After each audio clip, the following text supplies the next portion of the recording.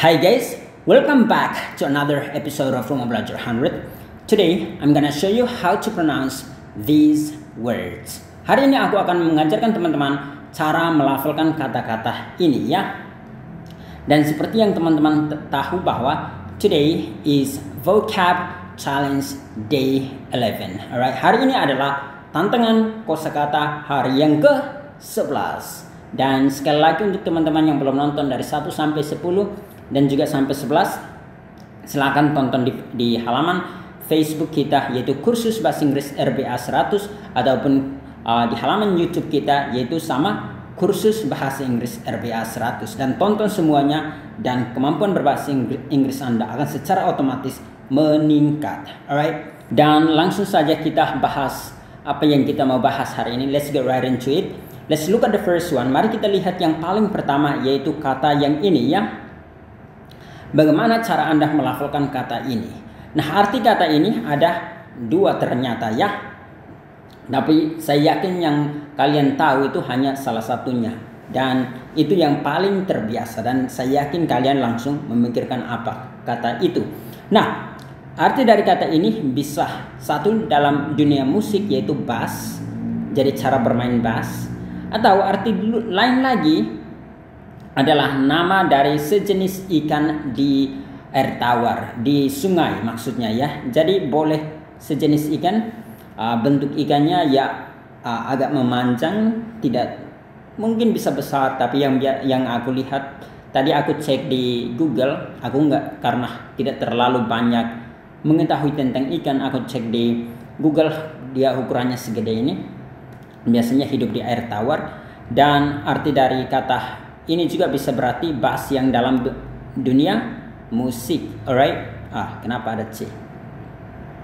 Jadi musik.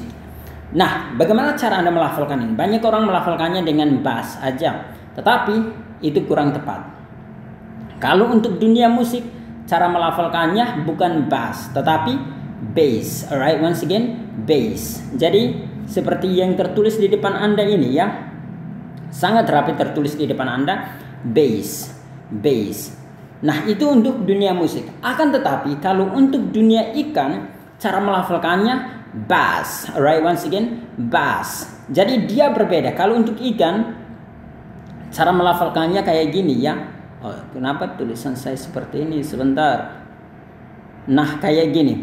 Alright, cara melafalkannya kayak gini. Ini bentuknya kayak gini ya. Kalian kalau udah nonton video-video saya sebelumnya, kalian tahu simbol tersebut. Jadi sekali lagi, kalau dunia musik, cara melafalkannya adalah bass, bass. Alright. Tetapi kalau dunia ikan, cara melafalkannya adalah bass. Alright, bass, kayak gitu. Jadi contoh kalimat yang tepatnya adalah, kalau untuk dunia ikan silahkan kalian buat sendiri, karena saya kayaknya belum pernah makan ikan kayak gini juga. Silahkan buatin kalimat yang sederhana. Nah, untuk yang dunia musik, mungkin contoh kalimatnya adalah bisa dalam bentuk pertanyaan ya. Can you play bass? Artinya, bisakah Anda bermain bass ya? Can you play bass? Atau I can play bass. Atau contoh kalimatnya juga bisa, I will teach you how to play bass. Artinya, aku akan mengajarkan kamu cara bermain bass. Or I'll show you how to play bass. Artinya, aku akan tunjukkan cara bermain bass ya. Jadi itu kira-kira contoh kalimatnya. Anda bisa berkreasi banyak dengan hal ini. Tentunya dia biasanya berhubungan dengan bermain ya. Play. Jadi play bass. Atau Anda bahkan bisa suruh orang, hey, play bass, alright? Jadi kayak gitu, or play the bass. Jadi Anda bisa tambahkan ini, play the bass, ya, artinya mainkan bassnya. Sorry, alright. Nah, berikut ini kata. Saya yakin tidak semua orang bisa melafalkan ini dengan tepat. Banyak orang melafalkannya dengan onion, tapi itu kurang tepat. Yang tepatnya, mau Inggris mau British mereka mirip. Yang semuanya simbolnya penulisan sama seperti ini, tapi pelafalannya akan ada beda sedikit ya. Nah, kalau untuk British, cara melafalkannya kayak gini ya. Dengar baik-baik supaya nggak salah. Kayak gini. Onion. Alright, once again, onion. Jadi seolah-olah onion ya. Kayak gitu ya. Jadi kayak gini. Nah, kayak gini. Onion. Onion. Sedangkan ini kalau British ya. Sedangkan kalau US kayak gini ya. Nah, seolah-olah kayak gini. Jadi onion. Onion. Jadi ini dia yen. Sedangkan ini adalah nien. Nien. Alright. Jadi itu bedanya. Yang satunya onion, yang satunya onion. Onion. Onion. Jadi kayak gitu ya. Jadi bukan onion, bukan kayak gitu ya. Kebanyakan orang saya dengar lafalkan dengan itu, padahal yang tepatnya adalah onion atau onion, onion atau onion. Jadi kayak gitu. Nah, contoh kalimat yang tepatnya adalah mungkin kita minta orang untuk ngupas aja deh. Kupas satu bawang. Arti dari ini adalah bawang ya. Ini bawang. Kalau kupas itu peel. Kalau dicincang lagi itu adalah chop atau chop juga bisa. Jadi chop, alright? Peel and chop an onion. Kayak gini ya. Artinya kupas dan bisa juga slice.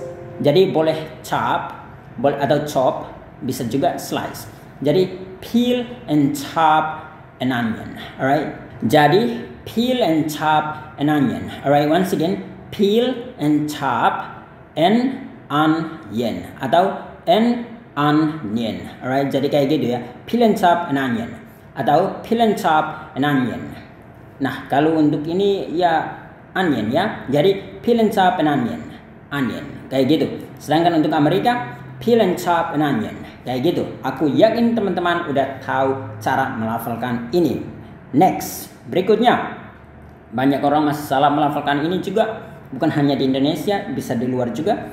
Mereka masih salah. Jadi cara yang tepat untuk melafalkan ini artinya adalah kayak gini ya. Ini mau Amerika, Inggris semuanya sama.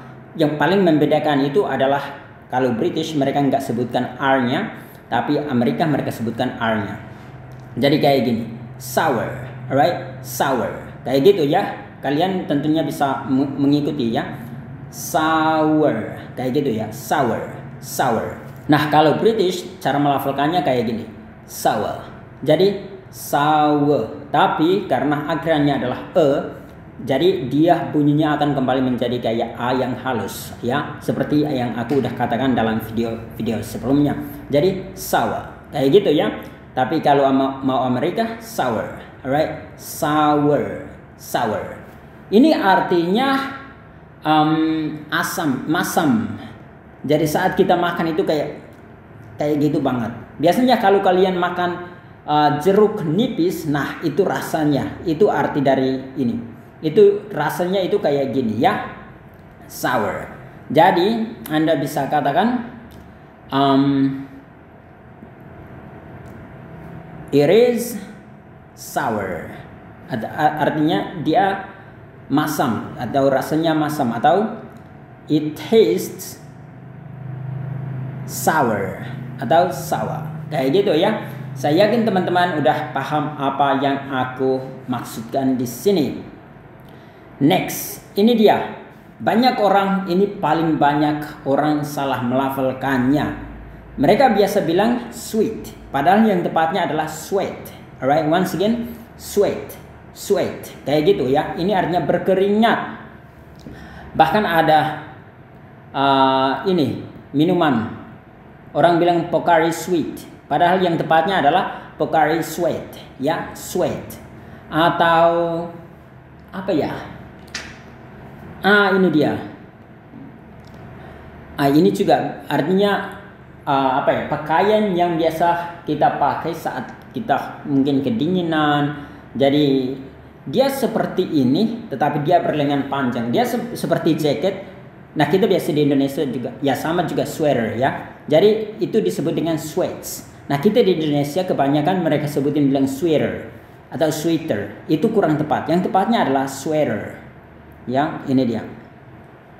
Jadi cara melafalkan yang tepatnya bukan sweater, tetapi sweater atau sweater. Alright, once again sweater. Jadi kayak gitu. Beda kalau dia kayak gini. Ini sweet, ya. Atau dia tambah er-nya jadi kayak gini. Sweater atau sweater. Nah, itu boleh. Tetapi kalau yang ini adalah sweater atau sweater. Kayak gitu ya. Saya yakin teman-teman udah paham. Jadi sekali lagi, sweet itu untuk yang manis. Nah, sweet itu artinya manis, tetapi sweat artinya berkeringat, alright? Atau sweeter atau sweeter itu artinya lebih manis. Kalau sweater atau sweater itu artinya pakaian yang bisa membuat Anda hangat, entah dulunya dipakai untuk situasi yang untuk membuat diri Anda hangat, tetapi sekarang banyak juga orang memakai untuk situasi-situasi yang informal, ya. Termasuk saya juga salah satu penggemar sweater atau sweater. Alright? Dan saya yakin teman-teman udah tahu cara melafalkan ini. Oh ya, dan juga kata ini ya. Ini juga banyak orang mungkin salah lafalkan. Ini cara melafalkannya sama dengan yang artinya manis, yaitu sweet. Alright, once again, sweet. Ini yang kata kalian lihat ini, alright. Jadi itu. Nah, contoh kalimat untuk sweat ini arti adalah mungkin Anda bisa katakan kayak Anda sedang keringat, Anda bisa katakan I'm sweating atau I'm sweating. Alright, kayak gini. Artinya aku sedang berkeringat. I'm sweating, I'm sweating, alright. I'm sweating atau I'm swearing, alright. Kayak gitu ya. Next.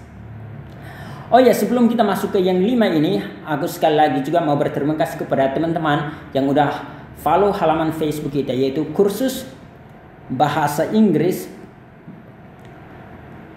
ini Inggris belum tertulis. Inggris RBA 100, RBA 100. Terima kasih untuk udah follow halaman Facebook kita, dan juga jika teman-teman udah nonton di YouTube, terima kasih udah subscribe ya, udah mengikuti video-video kita dan juga cerita-cerita kita selama ini. Dan terima kasih udah menonton video-video kita untuk meningkatkan kemampuan bahasa Inggris Anda setiap hari. Dan kita yakin 100% bahwa jika Anda nonton video-video kita setiap hari, saya yakin dan percaya bahwa Anda pasti cepat atau lambat lancar ngomong bahasa Inggris, alright? Dan itu kalau teman-teman lakukan, saya yakin 100% pasti. Dan sekali lagi seperti yang aku biasa katakan bahwa itu adalah salah satu bentuk kontribusi terhadap kemajuan bangsa kita. Karena kita yakin dan percaya bahwa semakin banyak orang bisa berbahasa Inggris, semakin maju bangsanya atau semakin sejahtera bangsanya. Karena bahasa Inggris adalah sumber dari berbagai macam skill. Jika Anda bisa bahasa Inggris, Anda bisa komunikasi dengan siapa saja dalam bahasa Inggris. Anda bisa belajar dari siapa saja dalam bahasa Inggris. Anda bisa mengajar tentang apa saja atau memperkenalkan produk Anda ke siapa saja dalam bahasa Inggris juga akan diterima. Alright? Karena ini adalah bahasa yang menyeluruh, bahasa internasional. Jadi tentunya ini sangat berguna. Dan terima kasih kepada juga teman-teman yang udah membagikan video-video kita ke halaman Facebook Anda, ke grup WA ataupun Facebook Anda. Terima kasih banyak atas kebaikan hati teman-teman yang udah mau membantu kita dalam menyebarkan kabar gembira kepada teman-teman kita ya di luar sana yang membutuhkan juga. Dan untuk teman-teman yang ingin mau join komunitas kita, mau join tim mentoring kita, bukan menjoin tim mentoring, tapi mau mendapat bimbingan dari para mentor dari kursus bahasa Inggris RBA 100, Anda bisa menghubungi nomor WA yang ini ya. Ini salah satu WA admin kami, 0813 87 19 8968. Ya, Anda bisa hubungi nomor WA ini dan Anda bisa meminta entah mau tanya tentang promo ataupun apa saja, cara daftar dan selebihnya, Anda bisa hubungi di sana. Kalau misalkan Anda promo, misalkan seperti kemarin, saya kurang tahu apakah masih tersedia. Tapi kalau misalkan kayak kemarin promonya sesudah promo Anda bayar itu tidak mahal banget. Itu bisa jadi di bawah harga botol ini ya. Jadi silahkan Anda hubungi nomor WA ini untuk mendapatkan informasi selengkapnya. Dan kita langsung saja masuk pada kata yang keenam ya. Nah, banyak orang masih salah melafalkan kata ini. Mereka bilang menu atau ya, kalau menu mungkin masih, tapi kalau misalkan salah juga Anda masih bisa dimengerti karena pelafalannya tidak terlalu berbeda jauh dengan yang benarnya. Tapi karena kita sama-sama belajar, jadi kita perbaiki yang benarnya sekaligus ya. Nah, cara melafalkan kata ini yang tepatnya kayak gini ya. Oh ya, ini mau Inggris, mau Amerika, semuanya sama ya, tidak ada yang berbeda. Jadi caranya kayak gini, kalian lihat ya supaya kalian nggak salah nanti. Jadi cara melafalkannya kayak gini ya. Jadi boleh menu, jadi menu, jadi sekali lagi menu, tetapi bisa juga kayak gini ya. Kayak gini. Jadi menu, alright? Menu, menu. Jadi bisa menu, bisa juga menu. Alright, once again, menu, menu. Kayak gitu ya. Aku yakin teman-teman udah tahu cara melafalkan kata yang ini. Nah, contoh kalimat yang sederhana dan tepat di sini kita pakai kalimat tanya aja ya. Mungkin kayak gini ya. What's on the menu atau menu today? Alright. Jadi ini artinya bahwa apa menu hari ini ya? Apa menu hari ini? Jadi sekali lagi, what's on the menu today atau what's on the menu today. Jadi kayak gitu. What's on the menu atau what's on the menu today. Kayak gitu ya. Aku yakin teman-teman udah tahu cara kalian membuat kalimat untuk ini. Nah, ini kemarin aku nonton sebuah video, aku dikirim sebuah video yang mana ada seorang Indonesia, entah dia mau buat lawak atau tidak, tapi susah sekali melafalkan kata ini sampai dia ludahin HP-nya sendiri. Kalian kalau dikirimin itu juga lucu sih, terutama karena kayaknya dia itu orang dari tempatku, dari NTT, makanya logatnya kayak NTT banget. Dia susah melafalkan kata ini, saking kesalnya dia ludahin HP-nya. Nah, cara melafalkan kata ini sangat gampang sebenarnya, yaitu kayak gini. Truth. Jadi truth. Kayak gitu ya. Saya yakin teman-teman udah tahu. Truth. Kayak gitu. Nah, ini ada bunyi TH-nya. Saat ada bunyi TH, biasa kayak lidah agak sedikit keluar. Jadi truth. Meskipun saat ngomong lebih cepat, dia keluarnya nggak sebanyak yang biasanya yang truth. Kayak gitu ya. Truth. Kayak gitu. Jadi truth. Kayak gitu ya. Truth. Nah, apa arti dari kata ini? Ini artinya kebenaran. Kebenaran. Nah, berbicara soal kebenaran, aku teringat akan pertanyaan dari Pilatus. Pilatus adalah seorang gubernur yang menjatuhkan hukuman mati kepada Yesus. Nah, kebetulan saya seorang Katolik. Kemarin kami merayakan Paskah dan saya teringat akan pertanyaan dari Pilatus yang mengatakan apa itu kebenaran. Jadi bahasa Inggrisnya adalah what is truth? Apa itu kebenaran? Alright, apa itu kebenaran? Nah, kalau contoh kalimat untuk kata ini boleh ini atau yang lain adalah mungkin ini. Tell me the truth. Tell me the truth. Once again, tell me the truth. Artinya ceritakan aku kebenarannya. Dan kayak saya yakin teman-teman udah tahu cara melafalkan ini ya. Kalau belum tahu, ini sekali lagi truth. Alright, truth. Kayak gitu ya. Truth. Kayak gitu. Next. Nah, cara melafalkan ini banyak orang saya masih dengar mereka bilang opposite. Itu kurang tepat. Yang tepatnya adalah 3 di depan ini. Ini adalah British. Yang 2 ini adalah Amerika. Tapi yang populer di Amerika yang ini ya. Dan cara melafalkan kata ini gaya British itu kayak gini ya. Lihat ya. Jadi caranya gini. Opposite.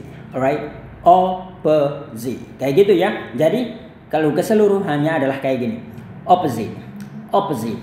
Opposite. Kayak gitu ya. Jadi itu cara melafalkannya. Opposite. Kayak gitu. Sedangkan kalau gaya Amerika yang pertama ini adalah opposite. Opposite. Jadi opposite. Opposite.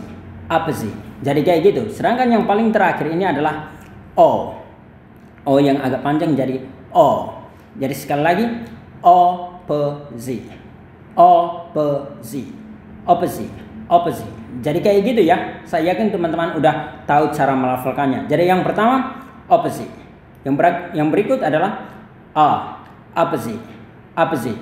Yang terakhir adalah opposite, opposite. Jadi kayak gitu. Dan ini artinya berlawanan. Jadi entah duduk berlawanan atau ya kebanyakan atau letaknya berhadap-hadapan. Nah, atau berhadapannya itu lebih tepatnya sih. Tapi bisa berlawanan dalam arti perang atau berada dalam di antara dua tim, satunya lawan yang satu, itu juga boleh. Nah, contoh kalimat yang sederhana untuk kata ini mungkin adalah ini ya. Misalkan Anda minta anak Anda untuk duduk berhadapan dengan anak Anda yang lain. Mungkin Anda bisa katakan ini. Sit opposite your brother. Artinya duduk berhadapan dengan saudaramu, saudara laki-lakimu ya. Sit opposite your brother. Alright? Once again, sit opposite your brother. Atau sit opposite your brother. Kayak gitu ya. Saya yakin teman-teman udah tahu. Atau Anda bisa membuat kalimat. Anggap saja seorang yang memiliki nama Agnes. Agnes sat opposite Chris. Nah, anggap saja ini adalah dua nama ya, yaitu Agnes dengan Chris. Jadi dua orang yang berbeda. Agnes sat opposite Chris atau opposite Chris. Kayak gitu ya. Aku yakin teman-teman udah paham cara mengatakan kata ini. Next. Nah, banyak orang salah melafalkan kata ini. Mereka bilang floornya itu kurang tepat. Yang tepatnya adalah seperti ini. Ini adalah British, yaitu flower. Alright, flower atau flower. Itu karena jadi seperti biasa dia akan berubah menjadi a yang lebih halus, yaitu flower. Alright, flower. Tapi bisa juga Amerika, flower. Makanya mungkin Anda bertanya, kok pelafalannya sama dengan seperti bunga ya? Seperti ini. Ini flower. Dan Anda benar. Memang pelafalannya mereka dua sama. Tidak ada yang berbeda sama sekali. Alright. Jadi ketika Anda mau membeli sesuatu atau menyuruh orang membeli sesuatu, Anda harus jelaskan, jangan sampai dia salah beli. Pernah ada sebuah cerita waktu saya masih belajar bahasa Inggris. Ada sebuah cerita yang mana ada seorang Amerika pergi beli seharusnya dia nyuruh orang untuk beli tepung, tapi dia hanya bilang beli flower. Dia tidak jelaskan, kemudian yang dibeli adalah bunga. Padahal yang diminta adalah flower yang tepung. Itu hanya sebuah cerita saja, saya nggak tahu apa benar atau tidak. Nah, kalimatnya mungkin yang tepat adalah I need flour. Artinya aku butuh tepung terigu ya. Atau Anda bisa katakan I need a little atau a little flour. Artinya aku butuh sedikit tepung terigu ya. I need a little flour atau I need a little flour. Jadi kayak gitu ya. Saya yakin teman-teman udah tahu semua cara melafalkan kata-kata ini. Dan sekali lagi tugas Anda adalah melafalkan kata ini berkali-kali sampai Anda betul-betul memahami dan benar tepat seperti yang diajarkan di sini. Alright? Dan jangan salah lagi ke depannya. Kalau memang salah, kembalilah nonton video ini terus-menerus. Saya yakin 100% akan tertancap atau tertanam dalam kepala Anda. Alright guys, and that's it. I wish you the best and God bless you. Till next time. Bye-bye.